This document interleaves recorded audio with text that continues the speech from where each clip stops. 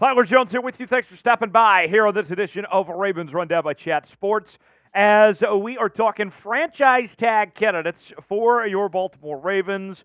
As you can imagine, there's only two names in particular that come to mind for this. They include Justin Madubuike and Patrick Queen. We'll go over both those situations, as one player has quite the leg up on the other of getting the coveted franchise tag. We'll tell you who that is and give you everything you need to know coming up in just a matter of moments. Before we do, folks, we are getting so close to 15.5 thousand subscribers here on Ravens Rundown. Less than 50 away from reaching that next milestone. Subscribe now for free for the latest happenings on your favorite team as we continue to talk daily news and rumors. We're covering free agency, trades, the draft, and more. This is your Ravens off-season headquarters. Subscribe now. Join the family. Let's get to that next milestone, and you'll be glad you did.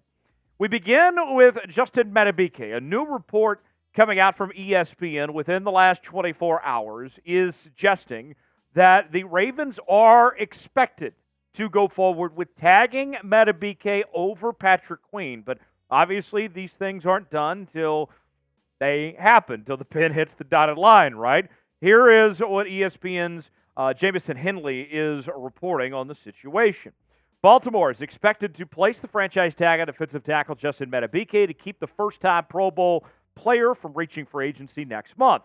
The window to use the tag begins Tuesday, it was yesterday, and ends March 5th at 4 p.m. Eastern. Using the tag to keep Madubuike is an easy decision. The challenge is fitting the tag under Baltimore's tight salary cap, and that is where the Ravens are in this situation. We are not going to sit here today and say that Madubuike gets tagged right now. It literally cannot happen because the Ravens have to have the cap space to do so, which they don't at the moment. They have to make money available first before they can go forward with the franchise tag. They got to move some things around. It's going to happen, but not in the short term. There's a few more things to figure out first. Here's what you need to know. The Ravens cap space right now is $5.13 million. Obviously, that is not enough to tag Madubuike at the moment because the defensive tackle franchise tag projection is a one-year, $21 million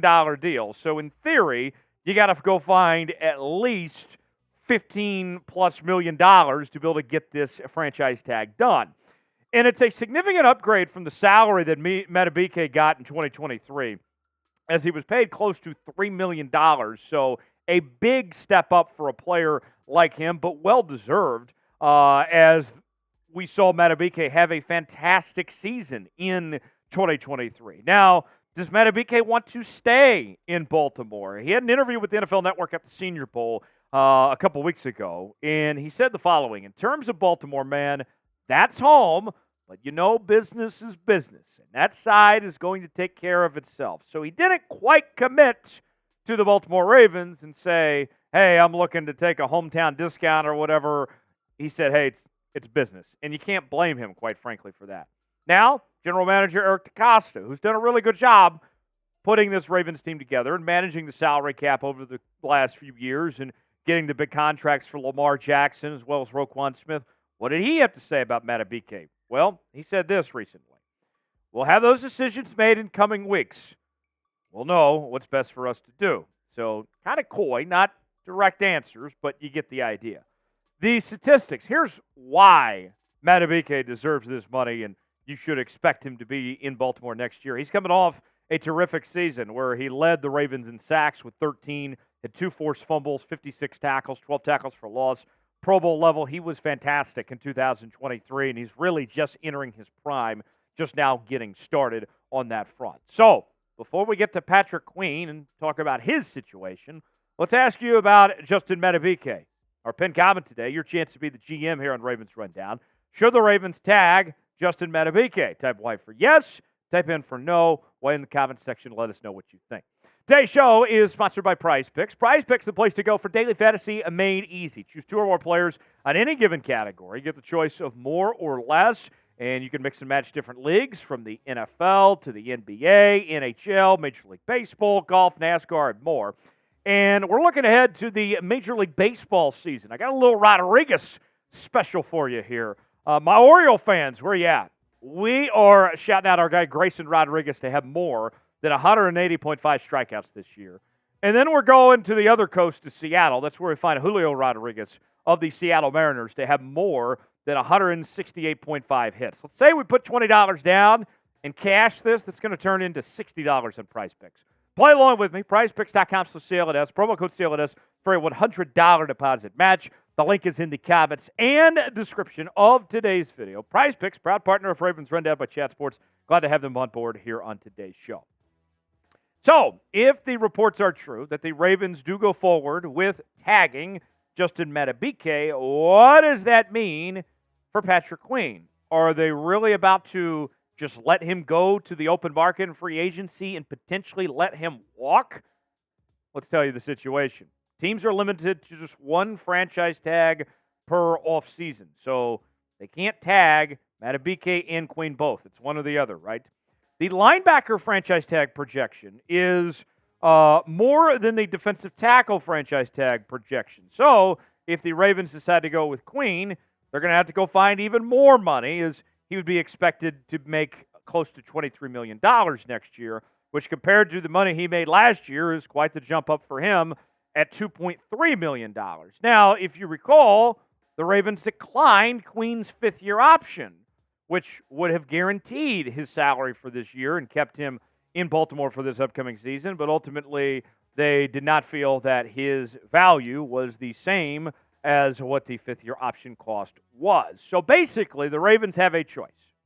You go with Madubuike, or do you go with Patrick Queen for the franchise tag? It doesn't completely mean that you won't get both players back, but you are putting your foot in the ground that you are saying we have to have this guy over the other. And if I'm Eric DeCosta, if I'm the Ravens GM making this call, I'm taking Madubuike every single time over Patrick Queen. And you kind of already prepared for this when you went to the draft last year and you chose a linebacker with Trenton Simpson out of Clemson, the rookie, to kind of potentially be the replacement of Patrick Queen of sorts. You prepared yourself for this situation accordingly. DeCosta said this on Patrick Queen recently. I love Patrick. He's one of my favorite guys on the team. He puts himself in great position to potentially hit the market and see what his value is. His future is extremely bright. He's one of the best inside linebackers in the league. Credit to him. I'm very happy for him. Very happy for his family. He's a special player and a special person. So a very glowing, nice endorsement about Patrick Queen. All of that sounds nice. But you notice something? He didn't commit to Patrick Queen there. He didn't say, oh, we're going to find a way to get a deal done. Well, some way, somehow. You didn't hear that at all from Eric DeCosta there.